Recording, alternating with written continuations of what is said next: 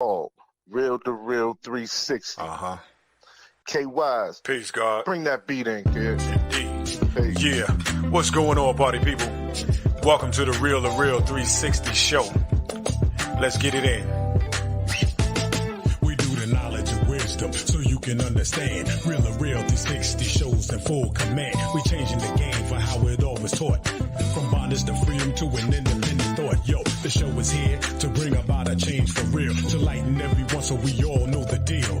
360 degrees is a fact. We created the show to give our love back to our communities so we can know what's going on and give them the support from knowledge to born. So if you're ready to learn, then it's time to go. Sit back and relax and enjoy the show. Peace.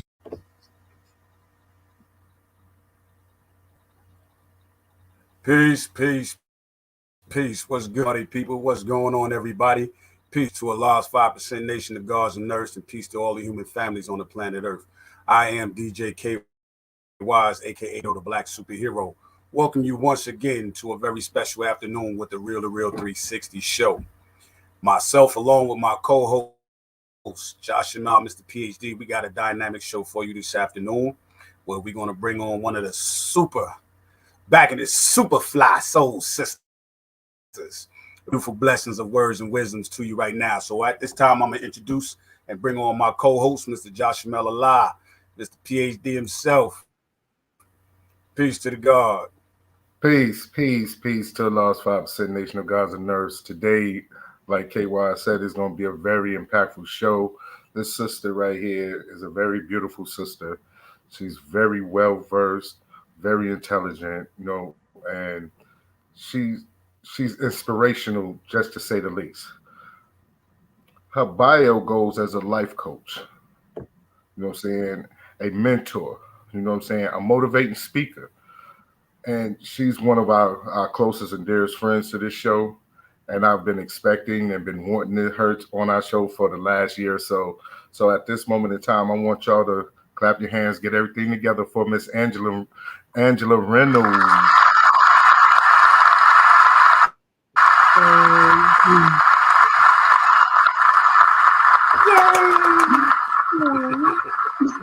Peace, Queen. How you doing today? Peace and love. I'd say I got all warm and fuzzy. Thank you so much. That was such a humbling introduction. So thank you so much. I appreciate both of you. It was very, very, very moving. Thank you. No. Well, like I said, it's been more than a pleasure for me, myself, and KYs to have you on the show. A lot of people on our show, they ask about life coaches and things of that nature, but a lot of people don't know what a life coach actually is. Mm-hmm. So knowing that, you are a life coach, can you elaborate on what being a life coach is and how it affects people and different aspects? Absolutely. And I'm glad that you asked that question because a lot of times people use the word, oh, I'm a life coach, and I'm a life coach. People throw it out there so much that it actually loses its value.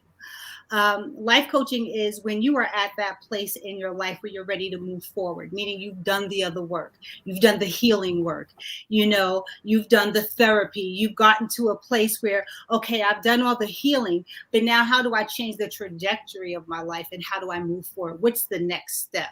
How do I have a more meaningful life? How do I make decisions that's going to bring me to a place of evolvement, that's going to put me on the right path? And so that's really what life coaching is. It's, think about it, if you were on a basketball team, the coach does what? It coaches you. It doesn't a coach doesn't necessarily make you a basketball player. He brings out already what's in you, what's already in you. And so life coaching is you sit down, you meet with your client, you listen without an agenda, and you hear, okay, where the disconnect may be. And it's helping the client do the work. It's helping the client connect the dots. It's helping the client say, okay, this is the next step that I need to take in order to propel myself forward. And it helps you kind of look at your environment, the people you're around, and say, you know what, this no longer serves me. Doing this no longer serves me. What kind of thoughts? What's my paradigm? My belief system? What am I currently doing that's blocking me from moving forward? So that's what life coaching is. And it is a big difference between needing a life coach and needing therapy. So thank you. No problem, no problem. And thank you for clarifying that. Now, with you being a motivating speaker, how do that coincide with being a life coach? That's nice. You hit me with the questions here. You hit me with the questions. And the thing about it is I'm grateful because I wasn't prepared for these kinds of questions. Okay, I see what you're doing. So, I'm trying to enlighten the people. I told you. Okay. Trying to enlighten the people.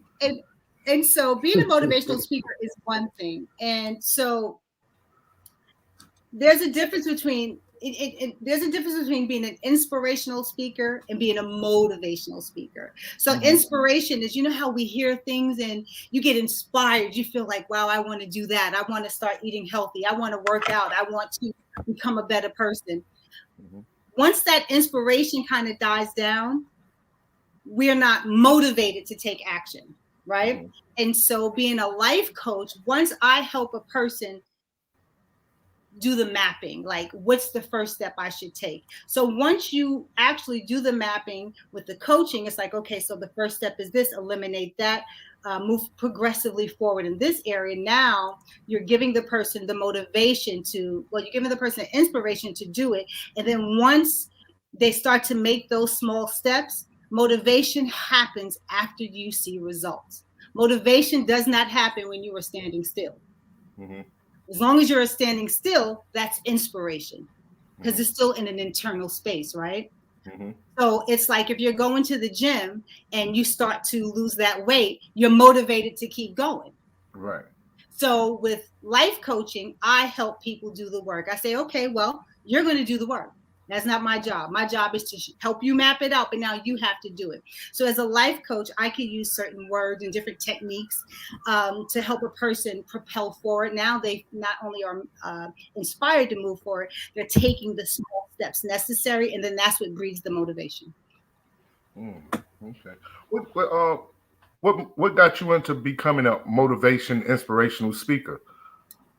I think I came to the planet with it. Okay. Yeah, you know how some people just have a voice. You know how some people can sing, and just like, oh my God, like they could sing at a young, without even having formal training. They can just open their mouth and like heaven comes out, and it's like, wow. So I think for me, as a child, I was always curious.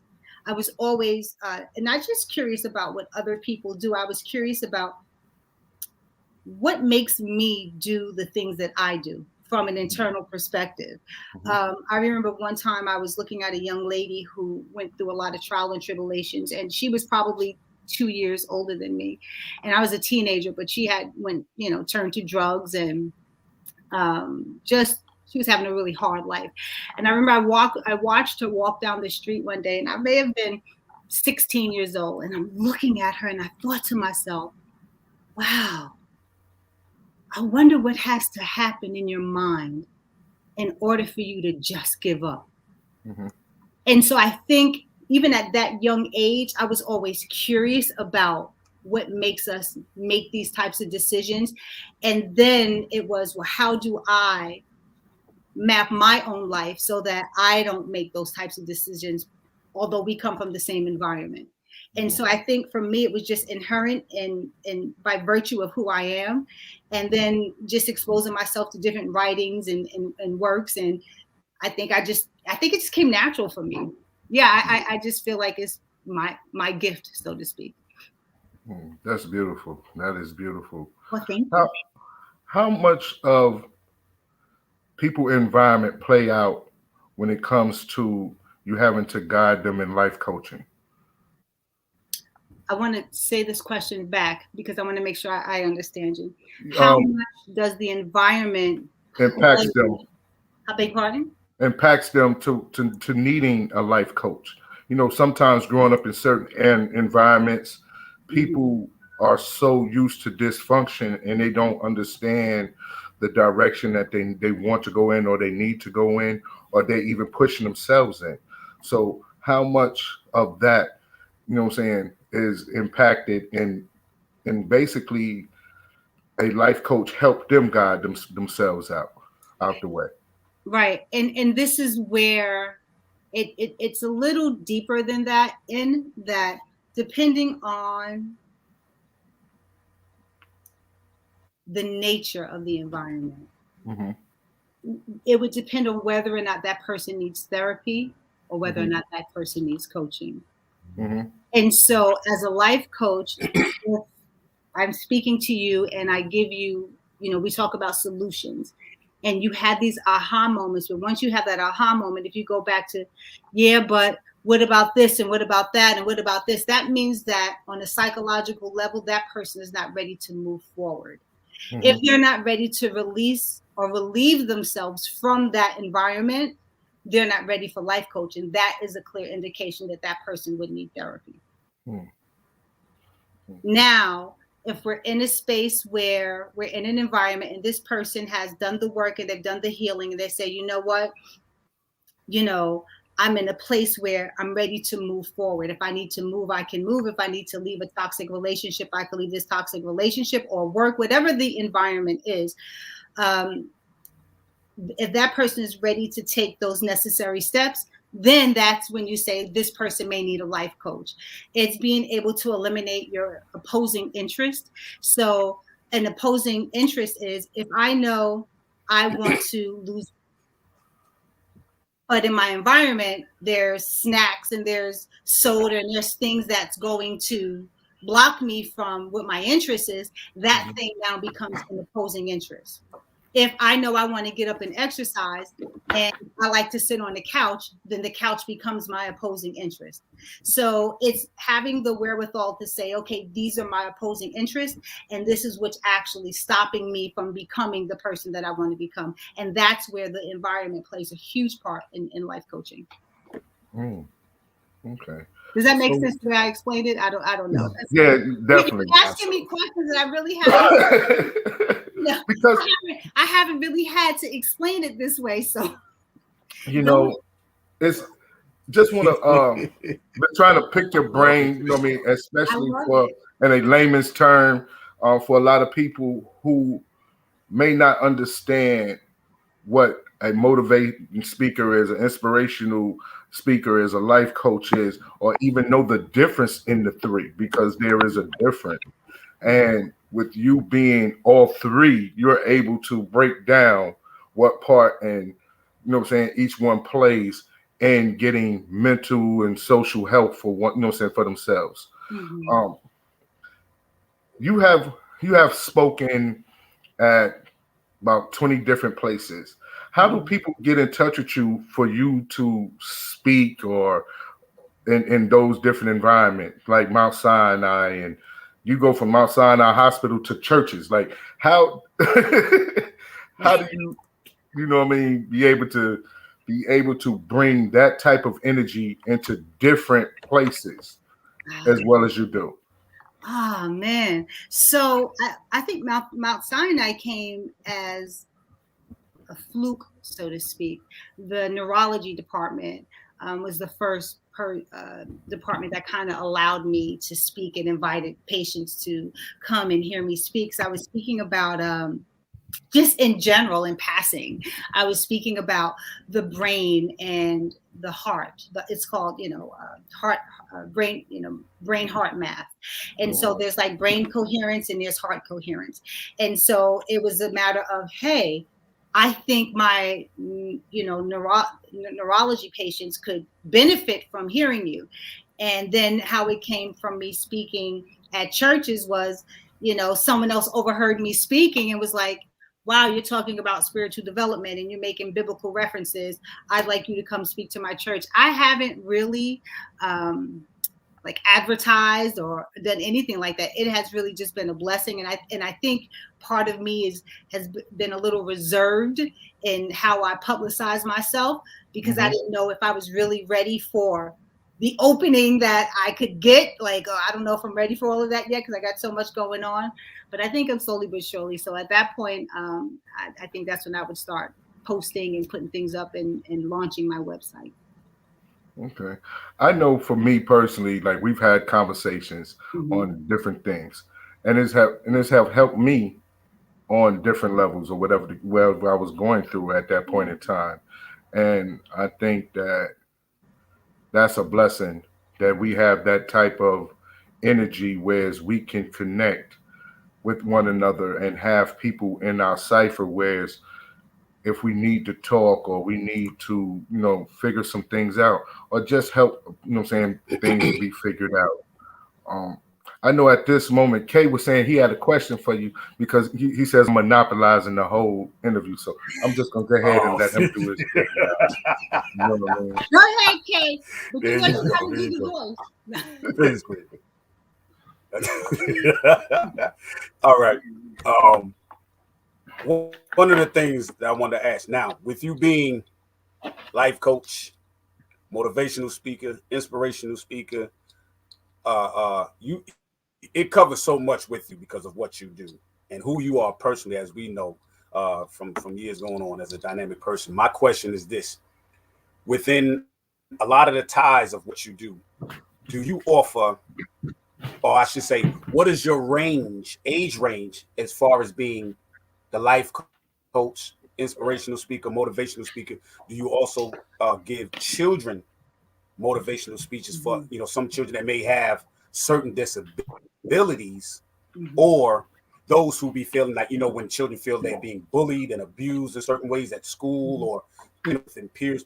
Do you also offer that type of counseling and motivational, inspirational talks for the children, so that parents can be like, okay, let's see if we can talk with Queen Angela and see, we do sort of like the big brother, big sister programs. Do you do that within the children aspect as well? I don't. And I want to say that I respect the youth so much that I wouldn't even try. And what I mean by that is that there's a certain skill that goes into being able to connect to youth. There's a different level of understanding from a child's perspective that goes into when you're dealing with teenage youth. I might be able to do it, but I don't know if I could use the language that that's needed for me to connect with them the way that I can connect with people. I can connect with people in their 20s. I can do 20s and 30s, but teenagers, I think they would require a youth coach more than they would just a person from my standard of learning. I think I would do youth a huge disservice. In the spirit of honesty, I do. It's like there's a difference in a pediatric doctor and having a doctor. And the best example that I can give you was my daughter's aunt was married to a doctor, and he's a regular doctor. And so they had children, and he was like, the baby was teething. And so he goes, well, just give the baby some Ambisol. And the pediatrician said, you can't give children Ambisol because if they're choking, they won't feel that they're choking. So just because you understand what I'm saying? Just because you can heal the older doesn't mean that you have the expertise to deal with the younger. And you might give them information that their young minds may not be able to process. They may not know what to do with that information. And so I don't know how to do that as a skill. I don't know how to do that. Okay. Well, do you think that, being that with the youth, do you have some people who might be willing to work with you in that, for that capacity, to bring about a more community effort, like somebody you're working with that can do team teachings as far as that goes? So you have people I know of an organization called Momentum Education, and for people who are listening, there's something that I did years ago. It's called Momentum Education. And if you go on Momentum Education NYC, you will see it. So they have an amazing program. It's an amazing program for self-development, personal development, and just when you're really ready to move forward. They have Momentum Teens or Momentum Youth. It's free. And if their teen program is anything like their adult program, you're going to have some be ye transformed by the renewing of your mind, it's going to be super powerful. Mm-hmm. When I tell you it's super powerful, so first responders can go for free, teachers can go for free. But for the youth, I would tell you anyone that has a child, that has a teenager, I think it may go from 13 to 18 or 19. I would say definitely, definitely, definitely. And it's not just for troubled youth. If you have the truth is we live in a world today where so many things going on and you're trying to establish your own identity and find your own voice. I would say for any youth, I would tell them to do momentum education. And this isn't necessarily a plug, but if you ask me, I would say momentum education, hands down. Okay, wonderful. Thank you. Now, how much is spirituality and life coaching and motivation and motivating speaker go hand in hand? Oh, it's all in one. It's all in one. It should be. I think that so for me, because I'm an energy person, because I'm a vibe person, it usually leads me. So for me, it started off intuitive. Like I was very intuitive as a child, and I was able to pick up on things that, energetically speaking, that other people would have ignored or just passed by. And so once I started to truly connect with myself spiritually, and then I started reading things about psychology, the psychic, the mind, and human behavior. And I realized, oh my God, like this stuff is so super powerful. So have you ever heard of, Psych 101? What is it? Maslow's hierarchy of needs and Erik Erikson's stages of development. Right. There's a psychological component in each stage. If you look at the chakra system and you read what happens at the root chakra, psychologically and spiritually speaking, it's the same. Erik Erikson's stages of development matches the chakra system. So when I tell you it's hand in hand, it is hand in hand. Like it's so super powerful. So yeah, it is. You said how much of it? All of it. All of it. All of it. So do meditation and all the above goes with some of your life coaching methods, or I don't want you to just put your jewels out there and your techniques. No, but okay. Is meditation or anything like that part of your life coaching? No.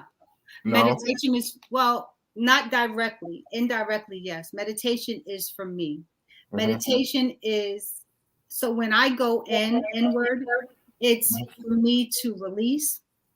It's for me to release, and it's for me to accept guidance. It's for me to accept whatever truth needs to be revealed to me. It's where I go in and I release myself or relieve myself from my earthly things, problems, issues, or questions. And it's just, I leave myself open. But it's really my relationship with the universe, is my relationship with the God within me. And I think holistically speaking, it may make me a better life coach. But when I do it, it is, and I say this lovingly, it is selfishly just for me. Okay. Because the next question I was going to ask is, knowing that we as people are receivers of energy.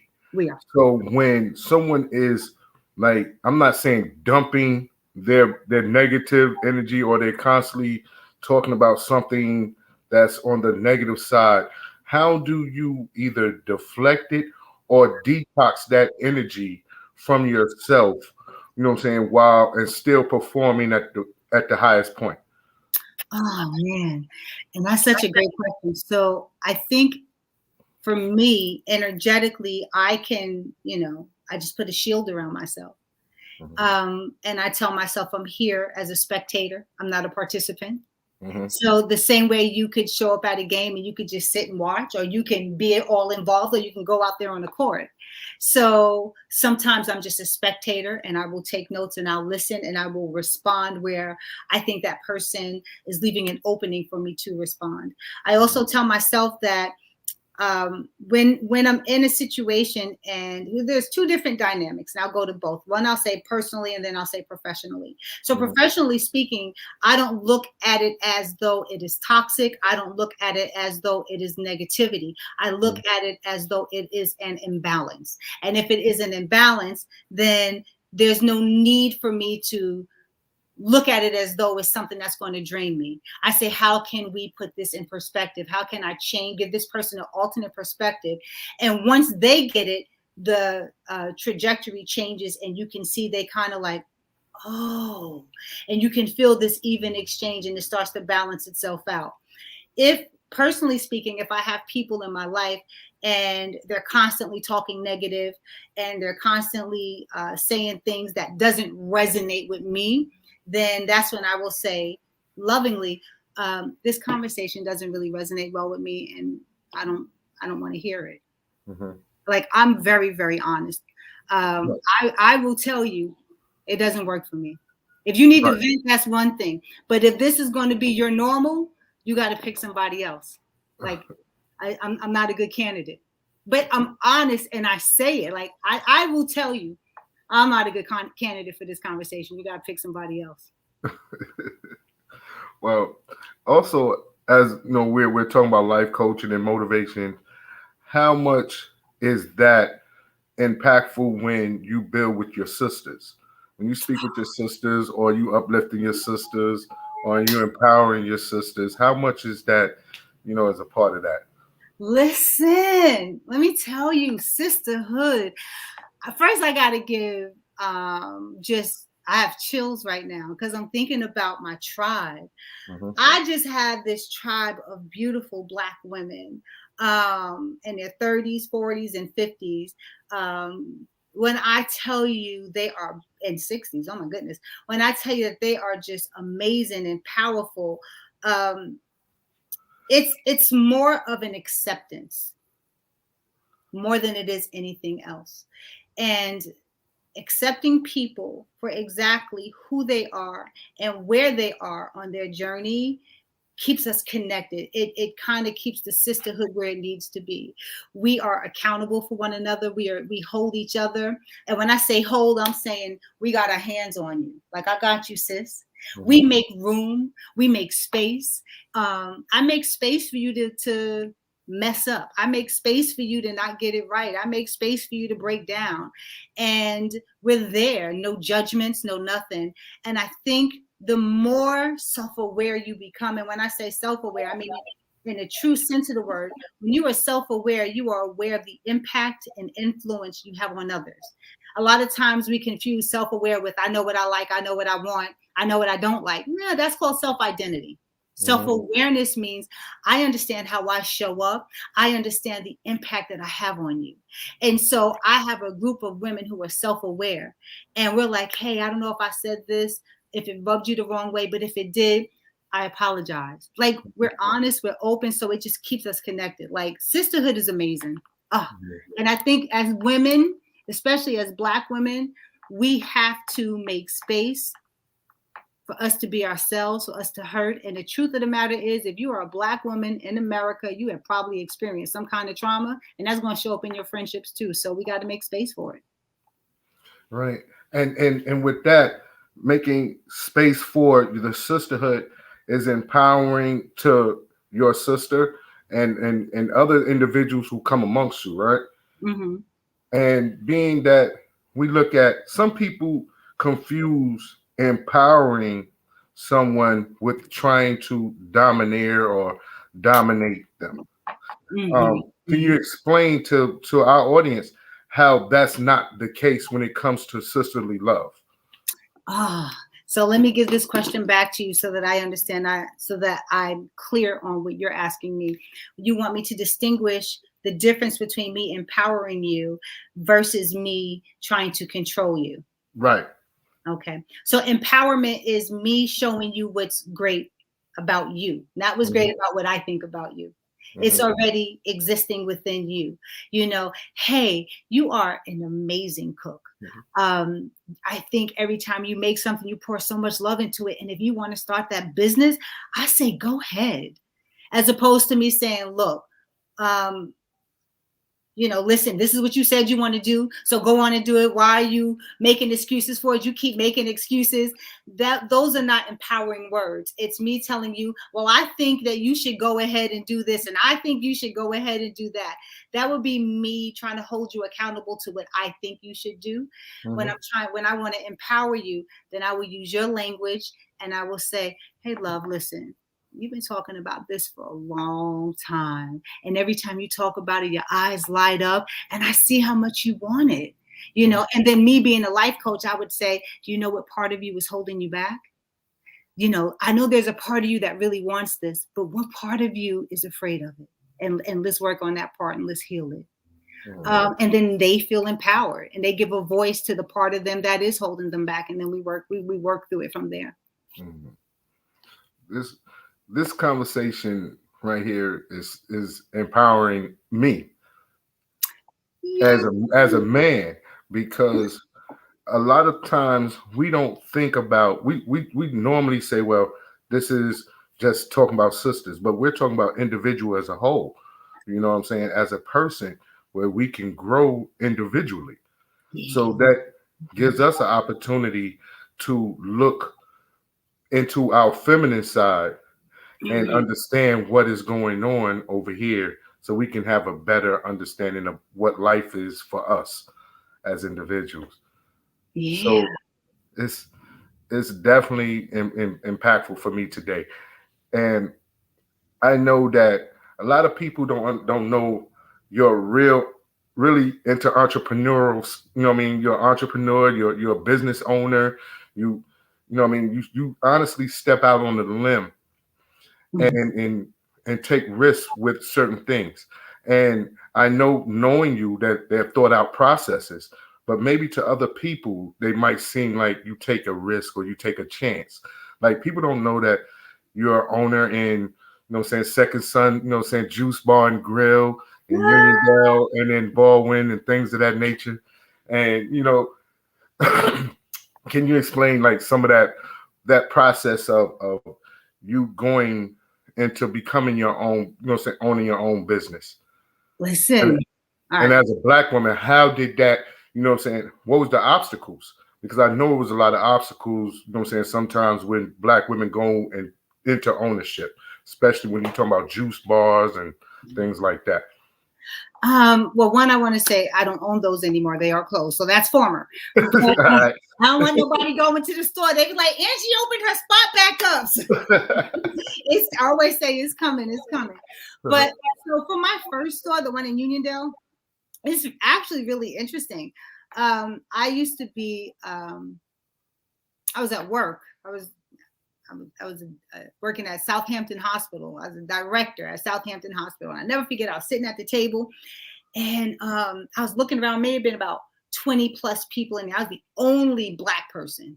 And I was like, wow, like, does this mean I made it? Like, I heard the Jeffersons theme song in my head. Well, we moving on up. And I was like, I'm in the Hamptons, right? And I was like, but wow, like, why are they getting the best of me? And why am I not giving the best of me to myself, right? And so I had never made a juice in my life, but I knew I was a healer. I had never made a smoothie in my life, but I knew I had the ability to heal others. And so I was like, I'm gonna open a tea spot. So I was going to do all herbal teas. And then I said, maybe I'll just do a juice bar. And when I tell you, the way it happened was kind of fascinating. I didn't know where I was going to get the money from. I didn't have a location. So, and the universe is so powerful. I didn't have money. I didn't have a location. But what I had was an idea. And what I had was a dream. And I said, you know what? God, it doesn't matter to God what you don't have, because God supplies. This is a universe of provision.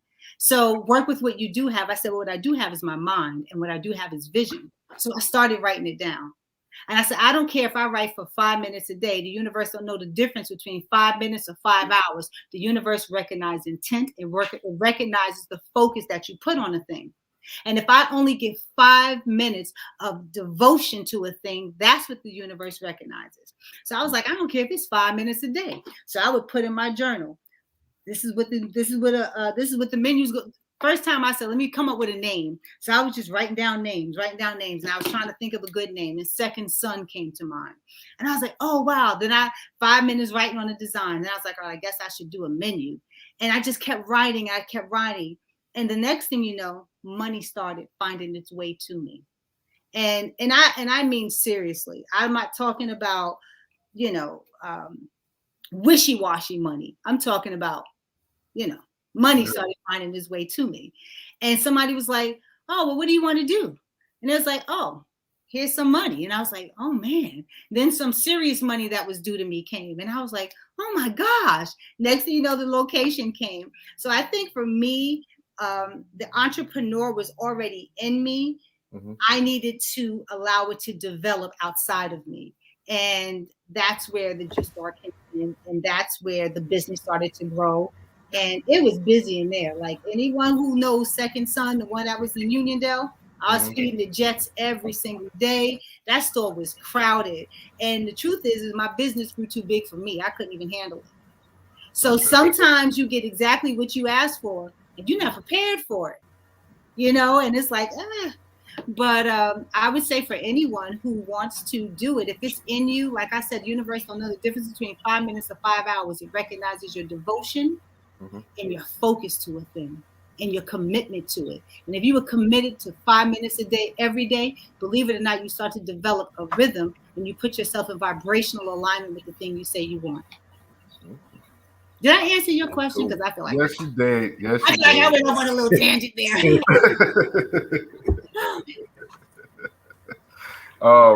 I know K sitting back there cheesing. No, I was pulling this out because when you was talking to, I was trying to hand it to you like this, so you can wipe the tears. You was talking about your feminine side. I was like, well, here you go,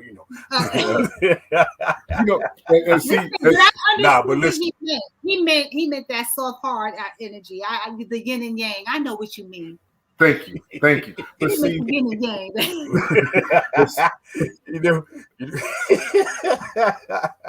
But listen, this is the part. This is the part where all things come true, because having you on our show, we knew the dynamics were going to be incredible. We knew that the combination of the three of us is going to connect like none other, because with our show, it's not just straight hard talk or nothing like this. It's a relaxing environment for everybody to be comfortable.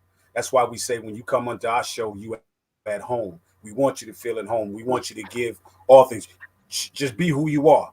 If there's comedy, if there's humor, if there's love, sincerity, we're covering all 31 flavors plus.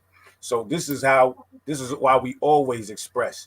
And for what you are doing right now, touching our people out there, as well as inspiring us with your words, we thank you. And I'm getting a lot of comments and reviews as we speak. And that's why, like I said, when y'all see me go in and out, there's things that I'm doing behind the scenes. And again, flowers are always due to when it's here. I'd rather give you your flowers while you're living than to want to give you your flowers where you can't smell them and can't adore them and appreciate, because we appreciate you 100%.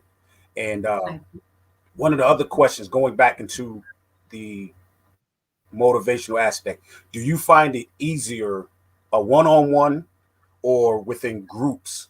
What do you prefer when you do your, or does it doesn't really matter? But I'm just saying, what is your preference? Is it group therapy that you like doing sometimes, or is it the one-on-one?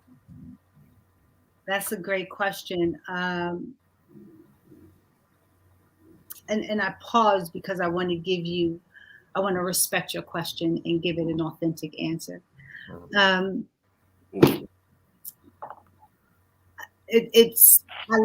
prefer group, and let me tell you why. So because I am an energy person, a lot of times when I am doing one-on-one, sometimes people don't want me to see what lies beneath.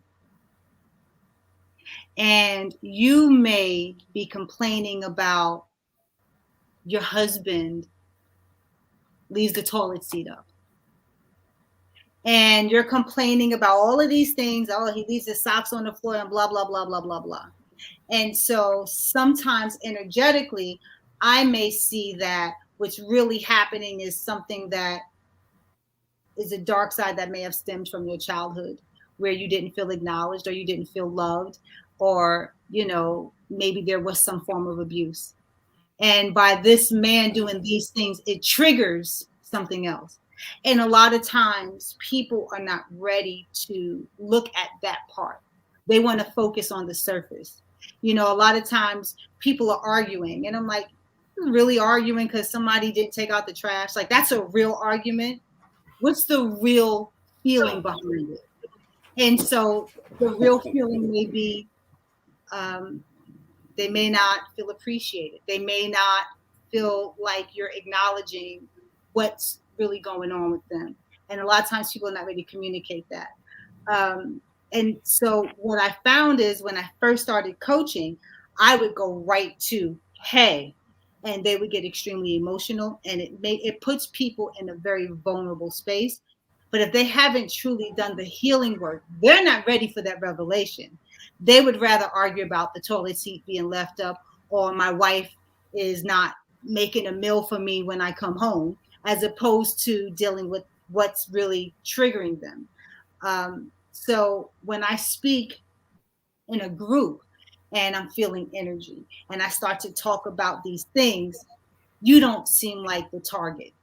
When it's one-on-one, you know it's about you. But if it's in a group, you get to kind of silently work your way through it and listen without being on the defense. And I find that, interestingly enough, sometimes when I'm in a group, people will say, hey, and, you know, they ask a general question where they don't act like it's about them. So wait a minute, what you're saying is, and I'll say, well, let's talk about it. Let's explore. And when I do these talks publicly, I make it very safe for people and say, listen, if I'm digging too deep, I need you to say, I need you to stop. No questions asked. And I've had people actually say, I need you to stop. And I say, we can talk about it later, because I know we're starting to peel back some layers. But it's better in a group for me. Right. And I think it, like I said, I think it takes the pressure off of other people. Okay. Are you able for travel? Are you available for like travel, maybe outside of your area? If people wanted to contact you, willing to travel outside and all that stuff like that? Yeah, I have plans to go to Maryland. I have plans. I got three of my BFs in Maryland. So, you know, we making plans. We making plans. Truth be told, I would love to get to a space where I do a retreat and we just go 7 days on an island somewhere, and we really mind, body, and soul retreat. Because I think that's going to be powerful. There's a lot of pre-work that goes into it. I think, especially with empowerment, which was really the topic, is sometimes we don't even know the stages, the levels of empowerment, right? And so, like, what steps do we take to empower ourselves? Like, where does that even begin? And so that's where that pre-work comes in, and that's where that honesty with yourself comes in, and understanding just the basic needs.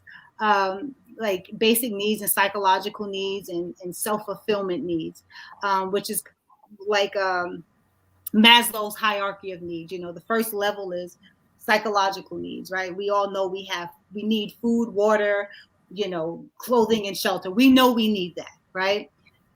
And then there's safety, and then there's belongingness and love, and then there's esteem, and then there's self-actualization. So you have this pyramid. Some of us never make it past psychological needs, depending on where you live. Some of us we are fighting for food, water, food, clothing, and shelter, right? So we never get a chance to go to the next level, which is safety and security. So if you think about the community, you think about where we are, if these are the stages of development that we go through in order to live healthy lives, some of us never make it to level 2, which is safety and security. So then we skip that and we go to, well, we want to be in love, because nature still takes place, right? So the next level is belongingness and love needs. And that's where we develop these intimate relationships and friends. But now you're in this relationship And because you don't feel safe and secure, which was level 2, now you don't trust in your relationship. You don't feel safe in your relationship because you never got a chance to deal with safety. Or we get our heart broken so much, we say, that's it. I don't even want to love anymore. So we skip over level 2, safety and security. We skip over level 3, which is belongingness and love. So you know what? I'm just going to go to 4. And 4 is, that's the prestige. That's the accomplishment. I'm going to get a good job. I'm going to go to college. I'm going to build myself. But we still don't feel safe, and we still don't love. And then we say, now I'm going to pray and I'm going to meditate and I want to go to self. I want to go into actualization where I'm experiencing my fullest potential and I'm creative. But your pyramid is so unstable because you've skipped over the 2 vital things, which is safety and security and love. And until we do that, we will never have a full sense of empowerment. And it's literally taking it level by level by level. And the amazing part, sometimes I always tell my son is, there are no shortcuts in life. You think you can circumvent level 2 and level 3 and go to 4. So now you got a job and you're making all this money, but you still want to have a healthy relationship. You can't have it because you don't trust and you don't feel safe. So you say, well, I'm just going to make more money. It never works that way. Level 2 prepares you for level 3. Level 3 prepares you for level 4. Level 4 prepares you for level 5. And until we can actually go through those stages and really do the work, it's going to be tough. You'd be surprised how you show up. And I always tell people, you know, someone is saying, I said, yeah, but I'm on the receiving end of you. I know how you see yourself, but I'm experiencing you. And I may not be experiencing you in the way that you intend. And so that self-reflection and self-awareness is really big. I feel like I just went off on a little tangent. I'm sorry. No, was enjoying it. Good. Good. Also, too, I want our audience to understand, like, you see the natural energy flowing between the 3 of us is because this is not our first rodeo together. You know, That's right. We've been on other platforms together where we spoke and we've had many dialogues on camera and off camera, behind scenes, whatever the case may be. And this is a natural occurrence when all 3 of us are together, because at one point we was on another platform and I think we were the face of that platform. And we was able to help one another guide each other to where we are today. That platform helped myself and KY's build this platform, and to watch the growth in Angela and the things that she's doing, you know what I'm saying, also helps us build this platform, because we look at what she does with individuals, her selflessness, where she doesn't take herself and be like, I'm not going to deal with this, or whatever the case may be. She's always open. So when we have conversations, we have to always have an open ear. So these are the things that we have received in our interaction with you. Thank you. Thank you. Thank you. Look at it. You know what it is? It's like He's a funny dude. It's like, it's amazing. It's just a humbling experience when you hear how the impact that you have on people.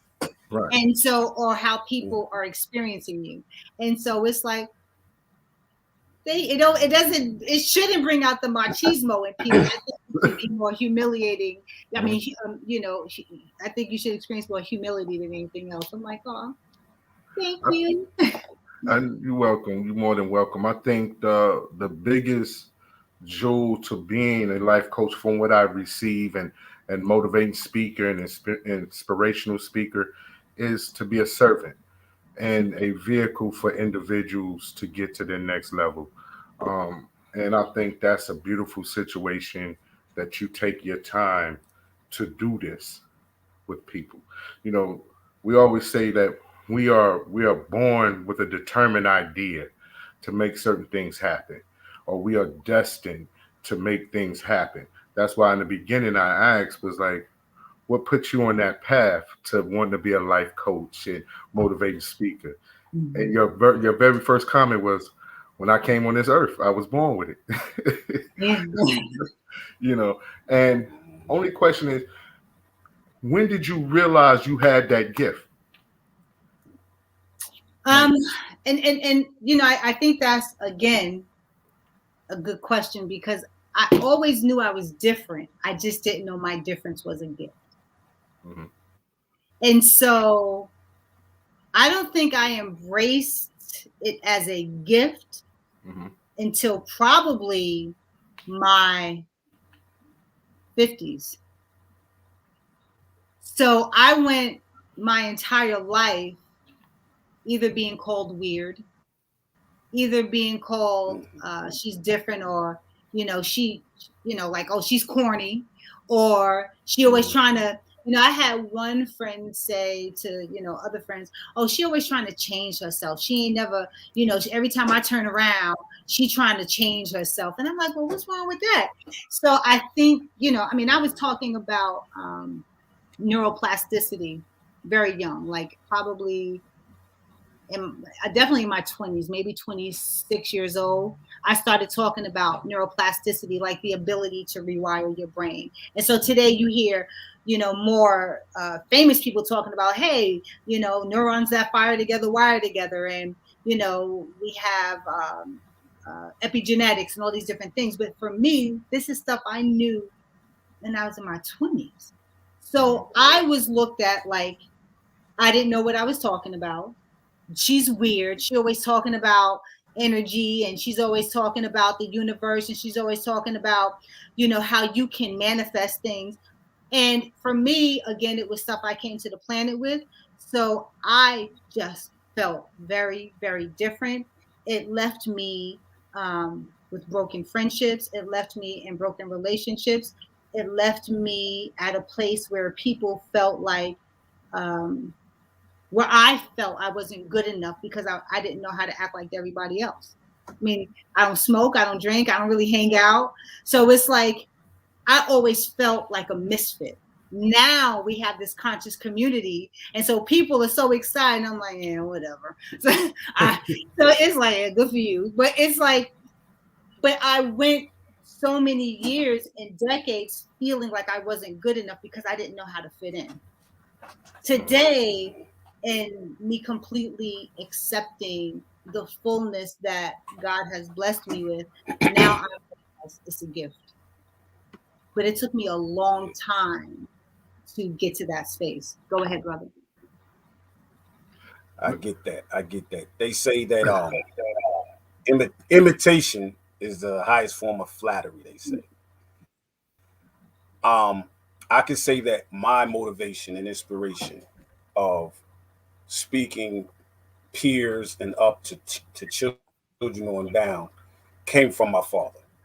You know, as a child growing up in a household, my father was a Baptist minister, the late Reverend Dr. Irvin Wilson. I gotta, you know, give all praises. He was such a dynamic and motivational speaker and counselor. All that in his area of expertise is being a minister, that I was in awe of that. And I used to watch how all these people would gather and come to see my father on Sundays or call him throughout the week. He'd be on the phone counseling people. And I'm like, how does this man sleep if he's doing all this? What drives him to be this way? What was instilling him? So I used to sit and ask questions sometimes to him. Like, well, how you doing all this? And he just said, you know, he would say, it's from the higher power. It was given to him. It was he's being a humble servant. He must do the duties of his Lord and Master. I said, okay. So I kind of like was like, wow, that's nice. So when I started finding that some of those qualities of which he instilled in me, and maybe throughout my brothers and sisters, but speaking upon myself, I kind of took that to heart. And so I always tried to be a help, inspiration, motivation, a good example to some people, even when at the better times I was being bad within my own self of a negative reflection. But still in all, you still find the positive within your negative aspect in order to grow. If it wasn't for the mistakes and mishaps that we have, we would never know how to grow and understand these aspects and then expand ourselves to say, okay, if we see it coming again in a different light and aspect, we know how to handle it better. And we know how to explain it to somebody else if they ask that to us. So again, the motivation and inspiration comes from all different aspects in everybody's globe, because even myself at this point in time, me and Josh Jamel, when we talk, regardless how younger he is, he has a lot of inspiration that he has instilled within me. And I give him that. I always tell him that, that's my brother. That's my brother. And I watch him as people speak and talk about him. And even when he's not around, his name is well known, but I should say well respected. And that's the great thing. When your name is being spoken of and other people don't know who's listening around it, but your name is being given respect. See, I said that's a good brother right there, because I know him. And to hear other people who know of him and speak of him highly, I got to give him props, because this show is it's all about unity. This show is about giving everybody a platform to speak and be heard, as long as it's coming in with, if you got right and exact contents, because we're not about destroying positivity. We're here to build our community and give love back to our people. We want our people to know that this is that show you can come to. We're not just one type of show. We're not stagnated. We we cover all areas. That's why we call the show Real to Real 360.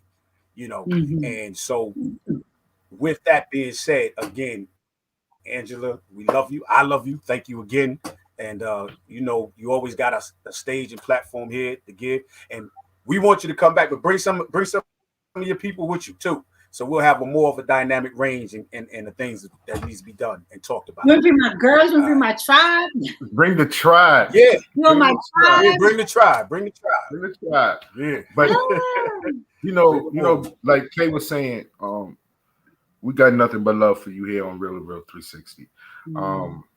We were excited to have you on. We've been talking about this for like the last couple of weeks, and wanted to make sure that we presented you in the best light at all times. And that is something that myself and Kay hope that we've done today, that we have given you your flowers. We have acknowledged all of you and all of your greatness in the process. And I want to say thanks, Kay, man. What you said was humbling, because like Angela, I always felt like I didn't belong in a lot of circles. People acknowledge me, and I just didn't never understand why or what place or what role I played in a lot of people's lives, because I was still running in my own mind, needing to be healed from mentally and emotionally from certain things that I've been through. So, of course, I love you too, bro. And I know we coming to the end of the show, and I know it seemed like it's a love fest over here today at Real to Real 360, but this weekend has been definitely inspirational, motivational, nation building, empowering, to our sisters. And today we had the pleasure to bring a true queen on who motivates individuals, who's inspiring to a lot of individuals. And we want to thank you, Angela, for coming on and blessing us with your presence and with your knowledge. So thank you so much from myself, and nothing but love. Nothing but love.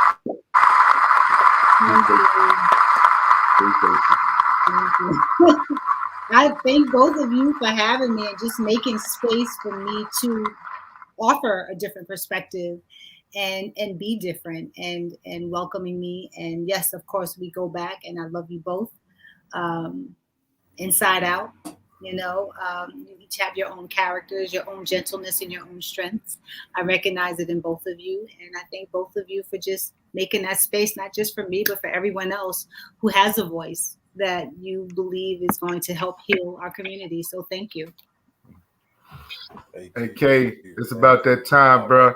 But Stay back. You know how we do the after show after party on the back end.